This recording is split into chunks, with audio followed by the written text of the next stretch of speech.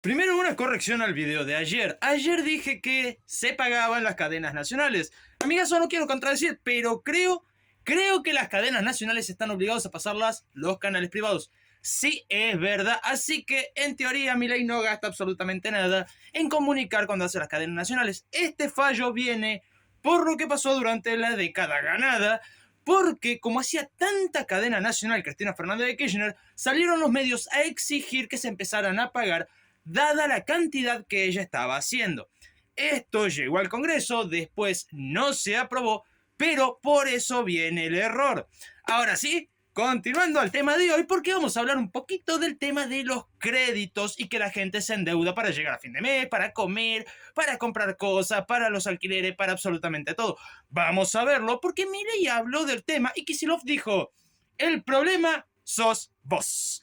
Así que, como siempre, hola, soy Rodolfo, espero un excelente día. Empecemos. La morosidad alcanzó niveles récord en nuestro país y Kicillof no se hizo de esperar para hablar del tema, diciendo de que esto no era un fenómeno individual de los consumidores que salieron a sacar créditos y después no podían pagarlo, sino más bien era un fenómeno del modelo económico que presionaba a los consumidores para que saquen crédito porque si no, no podían mantener su nivel de vida.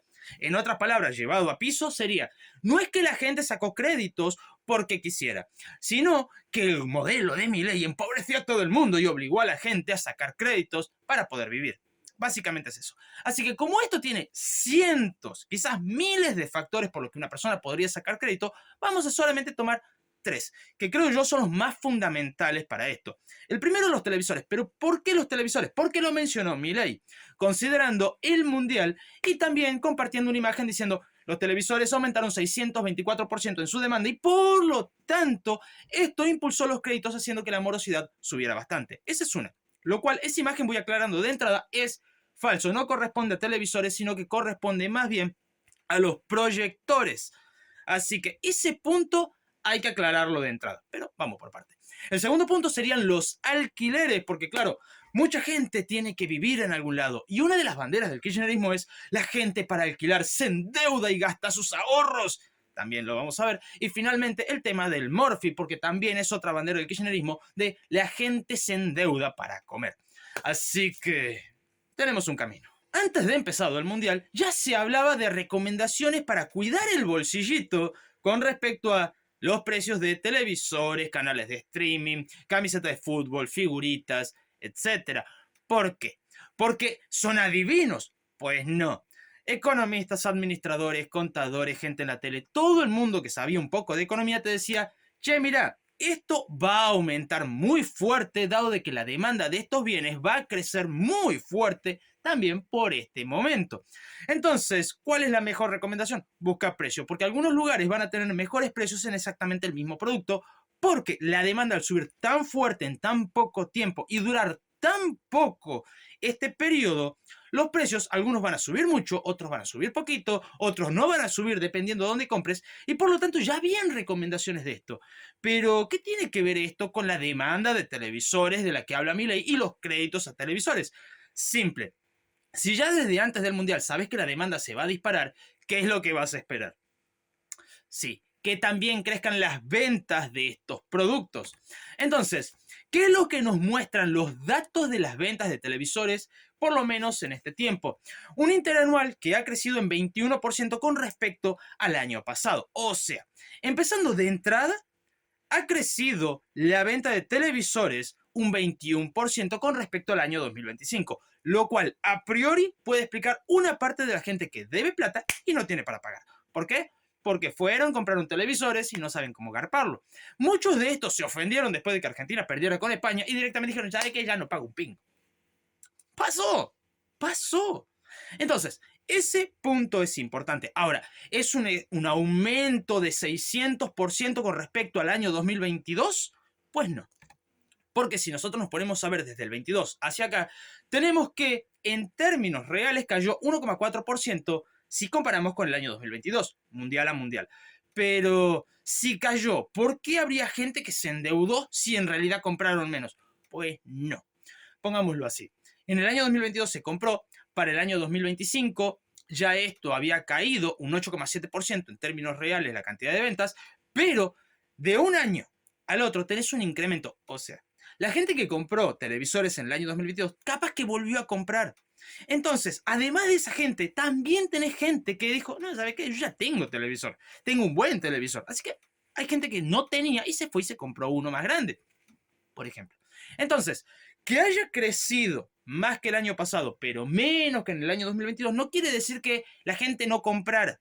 Sí compró y compró muchos más televisores que el año pasado. Por lo tanto, sí puede explicar una pequeña fracción de la gente que tomó deuda, pero que no tiene para pagarla. Así que pasemos a alquileres. Una de las banderas del kirchnerismo y es alquileres. Ahora la gente se endeuda para pagar el alquiler. Ahora la gente saca sus ahorros para pagar el alquiler. Ahora no puede. Antes sí, con Alberto sí se podía.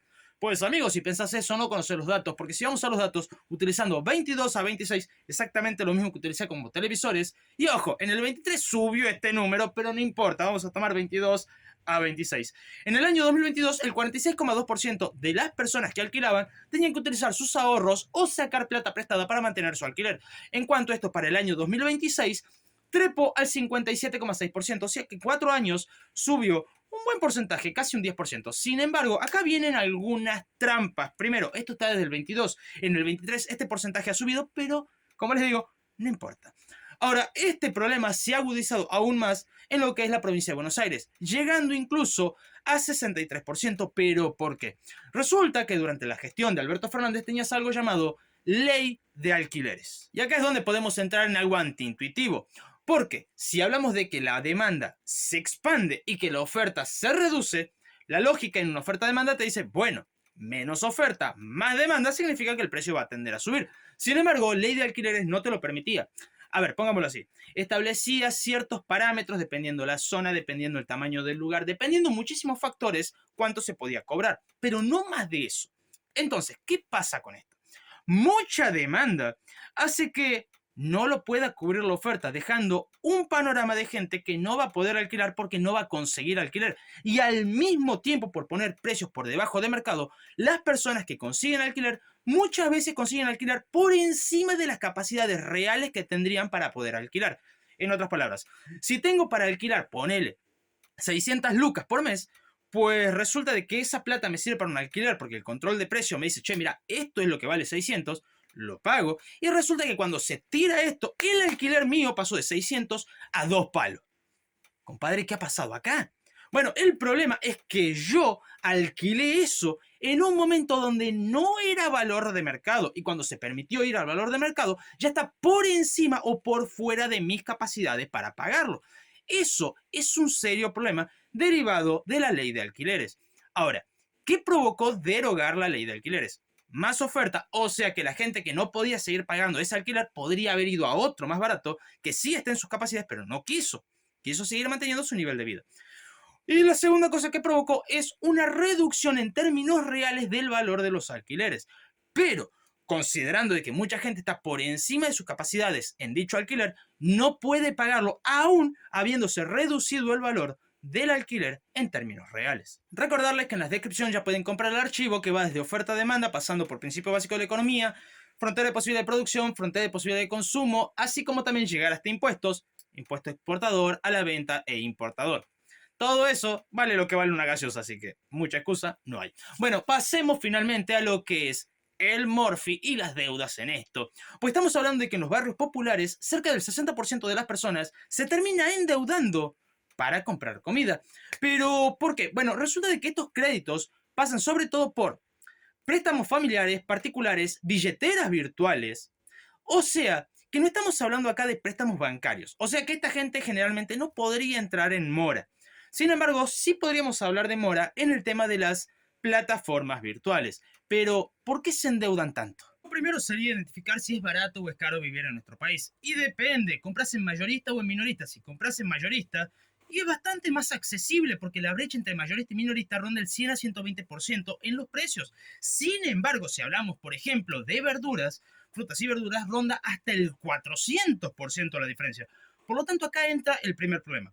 Los barrios populares suelen tener algunos inconvenientes. Primero, la gente no suele tener un ingreso quincenal o mensual, sino que suele trabajar el día a día. Por lo tanto, no suele tener plata toda junta para poder comprar en mayoristas, obligándolos muchas veces a comprar en minorista. Pero esto deriva del segundo problema, y es la falta de educación financiera que tienen, porque ninguno se quiere apretar una semana para decir, bueno, junto a esta semana voy al mayorista y con eso ya compro para las siguientes 2 semanas, comer tranquilo, comer bien, ahorrar y ya poder empezar a guardar para poder comprar seguido en los mayoristas. No lo hacen, ¿por qué? No, porque ¿cómo voy a dejar de tomar yo el fin de semana? Vos te empedo. Entonces, ese problema lleva a que muchas veces en los barrios populares no se llegue a fin de mes. Y no porque ganen mal, sino porque no saben hacer otra cosa que no sea comprar en el kiosco de la esquina. Y compran todo y no les alcanza. Y obviamente con la brecha de precios que hay, nunca les va a alcanzar. Ahora, ¿por qué existe esta brecha? Este impuesto ronda el 7 a 9%. Sin embargo, para algunas provincias ronda el 90% de la recaudación que tienen. Pero ¿por qué tanto, che, si es tan chiquito el ingresos brutos? Pues resulta de que este impuesto afecta a toda la cadena productiva. Por lo tanto, imagínate que queremos comprar pan. Bueno, el que tiene campo paga ingresos brutos. El que primero de la cadena hacia la levadura paga ingresos brutos. ¿Se entiende? Son varias cadenas hasta llegar al pan. No es solamente el trigo. Por lo tanto, tenés el trigo, el flete, paga ingresos brutos. Llega al molino, paga ingresos brutos. De ahí a la otra etapa, paga ingresos brutos. ¿Se entiende? Y cada producto que se va a utilizar para hacer pan también paga ingresos brutos. El pan ya está hecho, paga ingresos brutos. Por lo tanto, hay cosas que si sacáramos ingresos brutos del panorama, valdrían hasta 10 veces menos de lo que valen hoy. Así que eso es algo que no se puede venir y decir, no, bueno, es que tienen que recaudar. No, las pelotas tienen que bajar gasto, porque al fin y al cabo, vos y yo lo terminamos pagando. Te guste o no te guste. Y acá no estamos hablando de que sea un impuesto nacional, es un impuesto provincial y depende de cada provincia, depende si es mucho más agresivo o menos agresivo ingresos brutos, porque de 7 a 9% puede no parecer tanta diferencia individualmente, pero claro, si contas toda la cadena productiva, es un impuesto bestialmente alto ese 2%, y estamos entre los países del mundo que mayor ingresos brutos puede llegar a tener. Cabe remarcar que también se podría haber visto desde el lado de los bancos y el sistema financiero, pero hay dos cosas. La primera, más o menos se quiere empezar a normalizar, y segundo, que todo el mundo lo está viendo desde esa mirada y se están olvidando de la parte más micro, y por eso quise afrontarlo desde ese lado. Así que, dicho esto, si te gustó, no olvides suscribirte, dejar tu comentario, recordarte que en la descripción tenés el archivo que va desde oferta-demanda hasta impuestos, y agradecer muchísimo a los miembros del canal.